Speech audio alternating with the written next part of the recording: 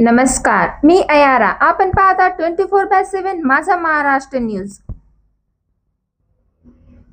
परभणी विधानसभा मतदारसंघाचे आमदार राहुल पाटील यांच्या प्रचारासाठी शहरातील बेलदार समाजाचे हाजी शरीफ शेख यांनी माथाडी कामगाराच्या वतीने जंगी स्वागत केले असून दर्गा रोड येथील सवेरा फंक्शन हॉल येथे आमदार राहुल पाटील यांच्या सोबत महानगरपालिका परभणीचे उपमहापौर भगवानराव वाघमारे, नदीम इनामदार, शकील मोहिउद्दीन, अकरम बाबा, सत्तार इनामदार साहेब, सत्तार पटेल साहेब, अजमत खान साहेब, नईम बैंड साहेब, तस्लीमा साहेब, सलीम खान जुल्फुसर, सलीम इनामदार साहेब, करामत खान साहेब, हाजी शेख शेरू साहेब उपस्थित होते.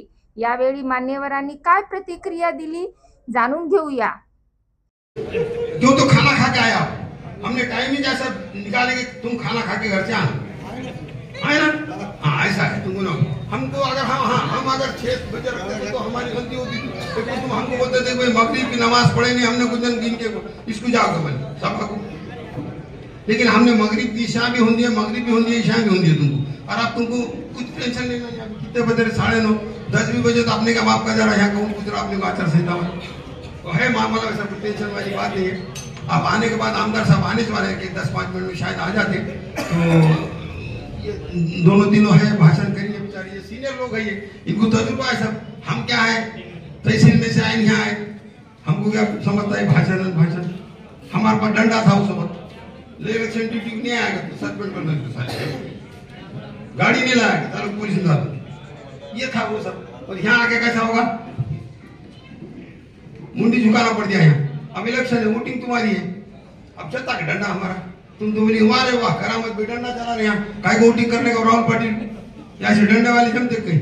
तो आपसे गुजारिश है भाई, हम लोगों से, हमारे कार्यकर्ताओं से कुछ गलती भी अगर हो जाए तो आप माफ करने का एक ये रखो. हमारे लोगों से कुछ गलती हो जाएंगी, कोई एक आधा बच्चा चल जाओ ना हजरत क्या लगा तुमने, तो वो टेंशन में रहता. तो आपसे गुजारिश है कि भाई उसकी छोटी सी चीज पे आप जो है तो नाराज मत होइए.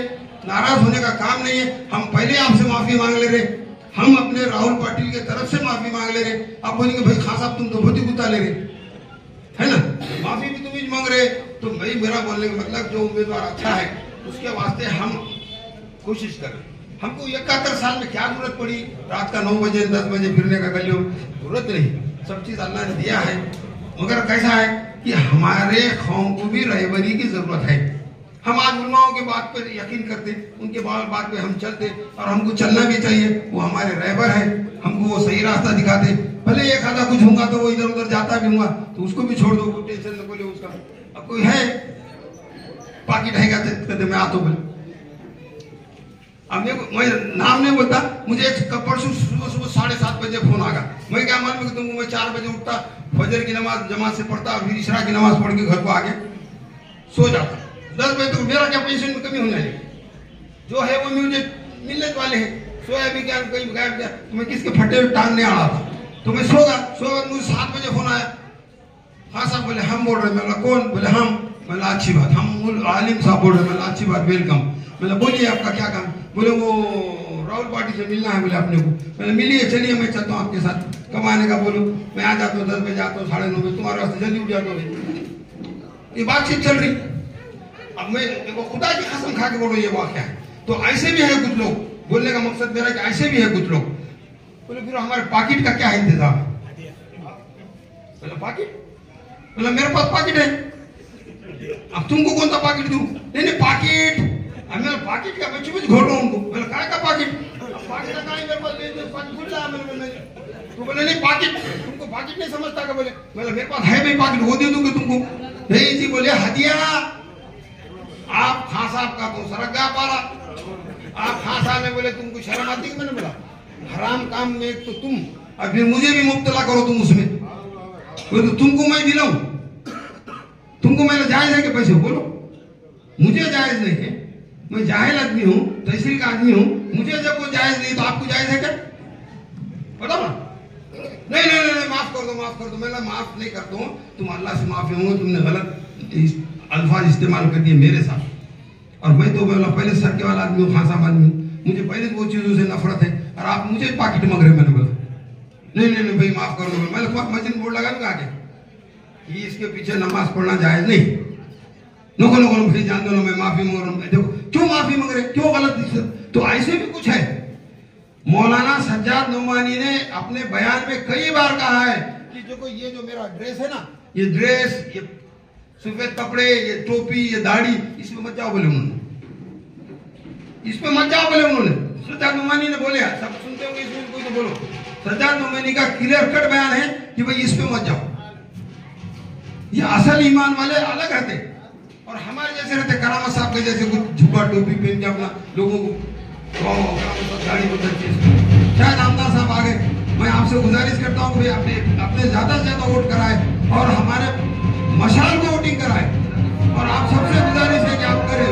चलो अल्लाह हाफिज, जज़ाकल्लाह।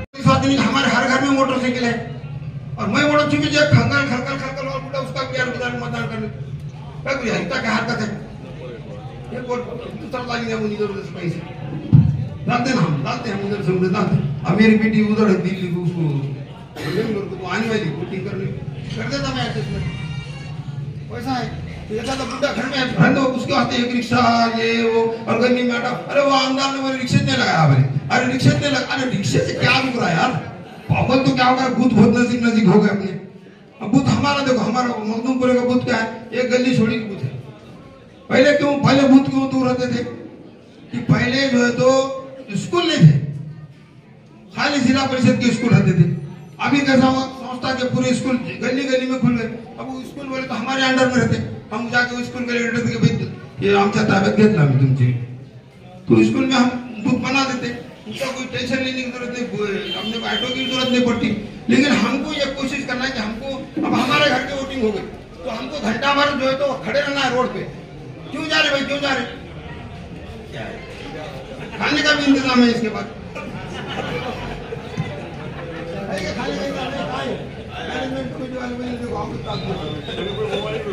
कमी होने की वजह से मैं डायरेक्टली अपने जिले के आमदार जनाब डॉक्टर राहुल कांग्रेस के जिलाध्यक्ष जनाब शरीफ भाई की तरफ से आज इस प्रोग्राम का आयोजन किया गया है। जिस आयोजन प्रोग्राम के तहत मैं मुस्लिम विकास परिषद के अध्यक्ष सत्तार इनामदार साहब से गुजारिश करता हूँ कि अपने 2 मिनट इस अल्फाज का अपना खत्म करें।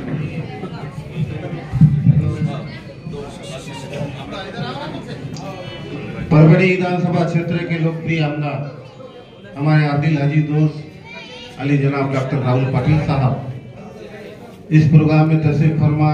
हमारे दोस्त भगवान जी वाघमारी साहब, नदीम भाई, हमारे करामत खान साहब, और ज़्यादा नाम नहीं लेते हुए क्योंकि संयोजक में 2 ही मिनट दिए हैं, सभी मेरे यहाँ पर तशरीफ फरमा, सभी मेहमान खुसूसी और सामने आए हुए मेरे बुजुर्ग, मेरे भाइयों, दोस्तों और मेरे बहनों, आज का ये प्रोग्राम बखूबी आप लोग जानते हैं कि आने वाले 20 तारीख को विधानसभा के इलेक्शन होने जा रहे हैं और उसमें हमको अहम फैसला करना है।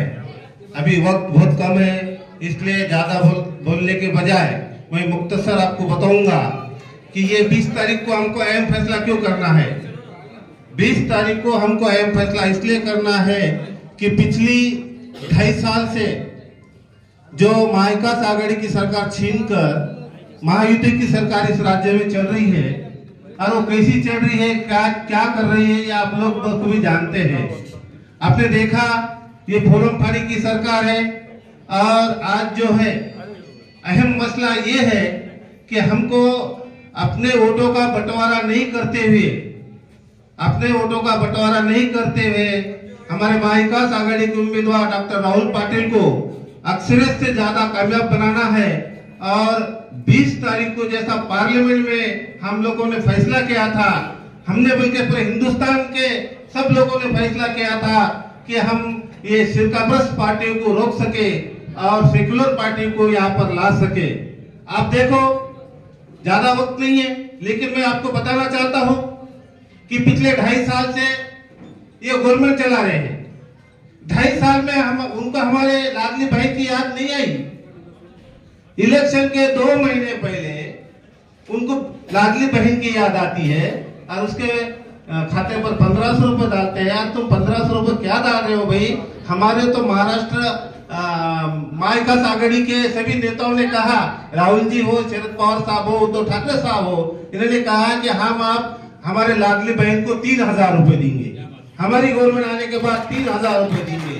आज तुम 1,500 रुपए दे रहे और उसके मिस्टर की तरफ से 3,000 रुपए वसूल कर रहे हैं। महंगाई के बारे में, आज जो महंगाई है, तुम्हारी लाल मिर्ची 200 रुपए की 300 रुपए बिक रही है, मीठा तेल 110 का 160 रुपए बिक रहा है, शक्कर 35 रुपए की 45 रुपए बिक रही है। हर चीज में महंगा, हर चीज में महंगा। जब हमारे लाडली बहन के शोर दुकान पर जाते हैं तो दुकानदार बोलता 5,000 के बजाय 8,000 रुपए आपको किराना सामान के लगेंगे। वो बोलता क्यों भाई? अरे भाई तुम्हारे घर में 1,500 रुपए आ रहे ना, तो गवर्नमेंट क्या घर से देगी क्या? 1,500 के 3,000 रुपए तो लेंगे ना भाई, वो व्यापारी गवर्नमेंट है, अब तो व्यापार कर रहे हैं।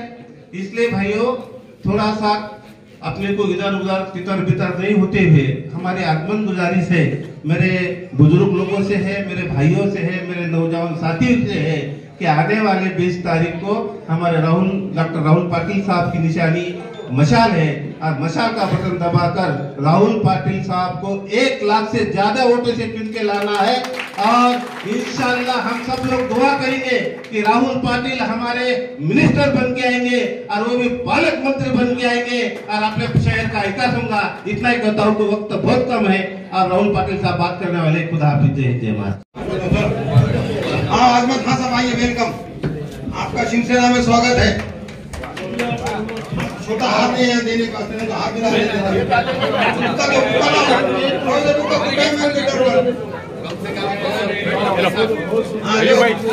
आजमत खान साहब का शिवसेना में प्रवेश हो चुका भाई, सब लोग तालियों से स्वागत करें। से आयोजित किया, उनका कामगार सेल के माथाड़ी कामगार सेल की तरफ से आयोजित इस कार्यक्रम में उपस्थित सभी महाविकास आघाड़ी के नेतागण, उपस्थित सभी यहाँ पे कामगार सेना के सभी पदाधिकारी जिन्होंने ये कार्यक्रम आयोजित किया है, वो हाजी शरीफ भाई, सबका इस कार्यक्रम में स्वागत करता हूँ। सबने अपनी अच्छी बातें रखी है, और जिस तरीके का कामगारों का जो भी प्रश्न है, जो भी उनके अड़चन है, वो अड़चन सुलझाने का काम महाविकास आघाड़ी करेगी। जगह जगह में जो असंगठित कामगार हैं, उनके लिए भी गवर्नमेंट ने कुछ सोचना चाहिए, कुछ उनके लिए भी घरों की स्कीम होनी चाहिए, रिटायरमेंट का बेनिफिट उनके लिए होना चाहिए, उनके लिए पेंशन योजना लागू करनी चाहिए। आपने देखा होगा कि कामगार महामंडल भी है, उसमें कितना बड़ा भ्रष्टाचार हुआ है, तो थालियों का भ्रष्टाचार हुआ है, तो बर्तनों में भ्रष्टाचार चालू है। तो मुझे गवर्नमेंट को कहना है कि अगर आप 2% से वसूली करते हो तो इनका हक का घर भी इनको देना चाहिए, इनके हक की पेंशन इनको होनी चाहिए, बच्चों को पढ़ाई के लिए स्कॉलरशिप होनी चाहिए, ये सब बातें इनके हक की इनको देना चाहिए। तो अगर महाविकास आघाड़ी की सरकार तो आने वाली है, तो मैं आपको आश्वासन देता हूँ कि पहले कैबिनेट में आपके जो भी प्रश्न है, आपके जो भी दिक्कतें है, वो सुलझाने का काम मैं करूँगा। जिस देश में कामगारों की इज्जत होती है, वो देश आगे बढ़ता है। कामगार के ऊपर ही सब कुछ डिपेंड होता है। अन्नाभाऊ साठे ने भी कहा है, ये जो धरती है, ये किसी के ऊपर नहीं तो कामगार के हाथों पे टिकी वाली है। तो इस तरह की बात उन्होंने उस वक्त की। तो आज भी कामगार बहुत खस्ते हालत में है, उनके विकास के लिए जरूर महाविकास आघाड़ी काम करेगी। इतनी बात इस समय मैं कहना चाहता हूँ। महाविकास आघाड़ी की तरफ से मैं अधिकृत उम्मीदवार हूँ। आप सबको विनती करता हूँ, आने वाले 20 तारीख को आपको मतदान करना है, और मतदान मशाल को ही करना है। मशीन पे अपना नंबर 2 नंबर पे है, 2 नंबर का बटन दबा के मुझे आप विजय कीजिए। इस तरह की विनती आपको करने के लिए मैं यहाँ पे खड़ा हूँ। गए 10 साल का मेरा वक्त आप देखेंगे तो अमन और शांति के लिए मैंने बहुत कोशिश किया है। 10 साल में एक भी फसाद इस शहर में नहीं हुआ है।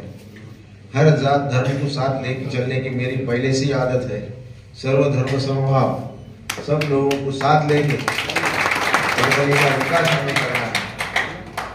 आपने देखा होगा कि उद्धव साहब के मुख्यमंत्री के कार्यकाल में परभनी को 2 मेडिकल कॉलेजेस मंजूर हुए। जब मुख्यमंत्री उद्धव साहब थे तब इस शहर को 82 कोटी रुपए रोड के लिए भी उन्होंने सैंक्शन किए। और जैसी गवर्नमेंट बदली, हम गवर्नमेंट के साथ नहीं गए, उन गद्दारों के साथ नहीं गए, इसलिए सर्वसामान्य आदमी को सजा देने का पाप एकनाथ शिंदे ने किया है। और वो रोड के फंड जो उसका वर्क ऑर्डर भी हुआ था, मेरे ख्याल से वर्ल्ड में पहला उदाहरण होगा, वर्क ऑर्डर होने के बाद भी स्टे देने का पाप किसने किया है? तो ये गवर्नमेंट ने किया है। और उस वजह से मुझे हाईकोर्ट जाना पड़ा। हाईकोर्ट से मैंने ऑर्डर किया कि इस तरह का स्टे नहीं दे सकेंगे आप, और फिर उसके बाद रोड का काम शुरू हो चुका है। तो इस तरह का गलत काम करने वाले को इस सरकार में से हटाना है और अच्छे लोगों को इस सरकार में लाना है। जिस तरह का काम उद्धव साहब ने किया है, जिस तरह का काम शरद पवार साहब ने, आज उनका एज 82 है, अजीत पवार को उन्होंने क्या नहीं दिया? 25 साल से मंत्री पद दिया है, 4 का 5 बार उप मुख्यमंत्री रह चुके हैं। उसके बाद भी उन्होंने गद्दारी करके उनके अंकल का ही पक्ष चुराने का काम किया है। तो इस तरह के लोगों के साथ रहना है, या जिन लोगों ने पूरी जिंदगी इस देश की सेवा में लगाई है, उनके साथ रहना, ये अपने को सोचना। और आने वाले समय में परभनी का विकास होने के लिए हर तरह की कोशिश की जाएगी। जिस तरह का काम हम मेडिकल कॉलेज के माध्यम से कर रहे हैं, 10,000 आंखों के ऑपरेशन हमने किए, मोतियाबिंद के ऑपरेशन, कैटरैक्ट मुक्त विधानसभा, ये घोषणा पहली बार महाराष्ट्र ने किसने दी होगी? तो मैंने दी है। और सिर्फ घोषणा नहीं दिया मैंने, 10,000 ऑपरेशन आज तक हमने, और ये निरंतर प्रोसेस है। ठीक है, चुनाव आया और हम ये कर रहे हैं, ऐसी बात नहीं है। हमारे करामत खान साहब हैं, इनको पता है सर। जो ज्येष्ठ नागरिक है उनके लिए भी हमने स्कीम लाए हैं। कम से कम 17,000 आइटम्स हमने आज तक बांटे। शायद फिर आंखों का चश्मा हो, कान की मशीन हो, कमर का पट्टा हो, 17,000, वो भी भारत देश का सबसे बड़ा कैंप हो। तो हर समय सर्वसामान्य जिसको गरज है उसको मदद करने का काम आज तक हमने किया है, और आगे चल के भी आप मुझे चुन के देंगे, इसमें कोई शक नहीं है। और जिस दिन मैं चुन के आऊंगा उसके दिन के बाद 5 साल इसी तरह का काम आपके साथ करूंगा। इतनी बात मैं इस समय कहना चाहता हूं। और जो भी कांग्रेस है, राष्ट्रवादी है, मैं अभी शिवसेना का भी उम्मीदवार रहा तो महाविकास आघाड़ी का उम्मीदवार हूँ। महाविकास आघाड़ी की तरफ से जो भी आदेश आएगा उसका पालन किया जाएगा। हर आदमी को उसी तरह का सेवा दी जाएगी जो मैं शिवसेना को देता हूँ। इतनी बात कह के मैं मेरी बात खत्म करता हूँ। जय हिंद, जय महाराष्ट्र। सरकारी कर्मचारी साहब, प्रदेश महासचिव, इनका सत्कार करने के लिए मैं शरीफ भाई से गुजारिश करता हूँ।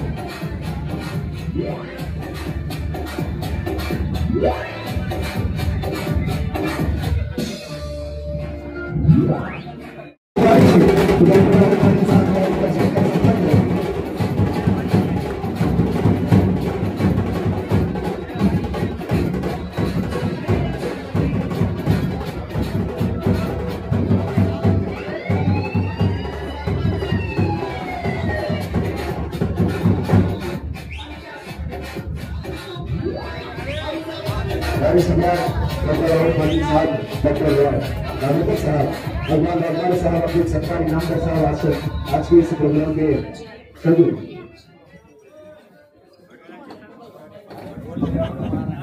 सभा के इलेक्शन होने जा रहे हैं और उसमें हमको अहम फैसला करना है। अभी वक्त बहुत कम है, इसलिए ज्यादा बोलने के बजाय मैं मुख्तसर आपको बताऊंगा कि और मुस्लिम समाज पर पूरी तरह से भरोसा किए हुए किस तरह से देखते हैं आप भारतीय राष्ट्रीय कांग्रेस के जिम्मेदार पदाधिकारी, क्या कहना चाहेंगे? हम ये कहना चाहते हैं कि ये इलेक्शन किसी पार्टी के तहत नहीं है। ये इलेक्शन भाजपा को, जातिवादी शक्ति को यहाँ महाराष्ट्र में रोकना है और हमको सेक्युलर गवर्नमेंट यहाँ लाना है।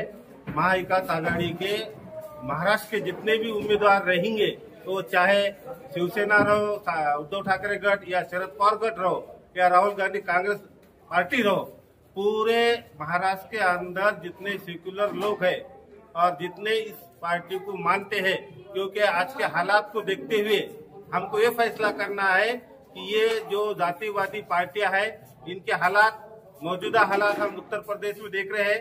हमारे मुस्लिम समाज के बेगुनाह और बेकसूर लोगों के घर पर बुलडोजर चलाया गया है।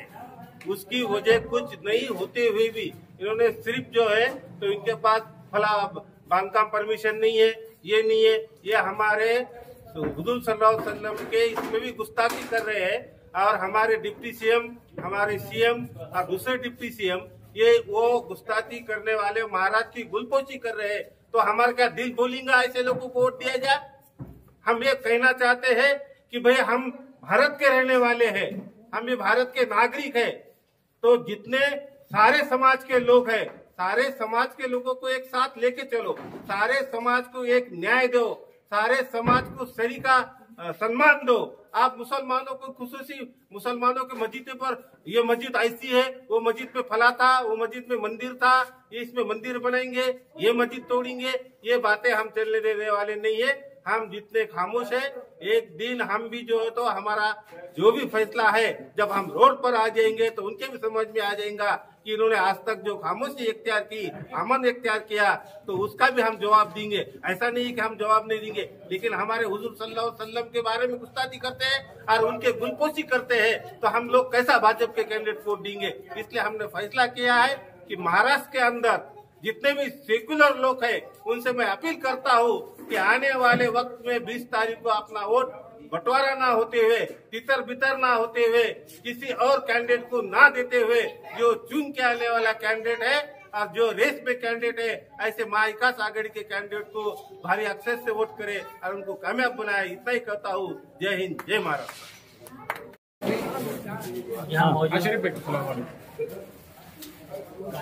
कार्यक्रम राहुल पाटिल साहब के ये रखा गया था और तमाम हमारे मुस्लिम भाइयों से और सभी भाइयों से, मुस्लिम, हिंदू, बुद्ध समाज के लोग आने वाले मशाल को अपना कीमती वोट देकर राहुल पाटिल को कामयाब कीजिए, यही सबसे कहना चाहता हूँ। हाजी साहब, अलहमदुलिल्लाह के बाद आज भी समाज कार्यकर्ता हूँ, क्योंकि मैं शिवसेना में इसलिए आया क्योंकि हमारे कौम के जो हालात है परमंडी में बस से बदतर हो रहे, उसके लिए वो एक आमदार हमको चाहिए और वो भी डॉक्टर है, उसका मेडिकल कॉलेज है, उसके स्कूल्स है, हम उसका फ़ायदा उठाएंगे। हमारे बच्चों को जो क्या मालूम है आगे पढ़ाई तालीम देंगे, उनको डॉक्टर तो बोले क्या बनेंगे नहीं मालूम है, लेकिन कम से कम तालीम की तरफ तवज्जो देंगे। आज मुसलमानों को परमंडी में परेशानी तालीम की और सेहत की, इसलिए दवाखाने बंद है, उसको चालू करेंगे और जो घंटे 2 घंटे दवाखाने चलते उसको 24 घंटों के लिए करेंगे। खास तौर पर जो दवाखाना है उसको 24 घंटे करने की कोशिश करेंगे इंशाल्लाह। अस्सलाम वालेकुम। आपण पाहत राहा 24/7 माझा महाराष्ट्र न्यूज। आपण जर आमचे चॅनल पहिल्यांदाच पाहत असाल तर सर्वप्रथम आमच्या चॅनलला सबस्क्राइब करा, लाईक करा, शेअर करा आणि हो, कमेंट तर नक्कीच करा। आपण पाहत राहा 24/7 माझा महाराष्ट्र न्यूज। जय हिंद।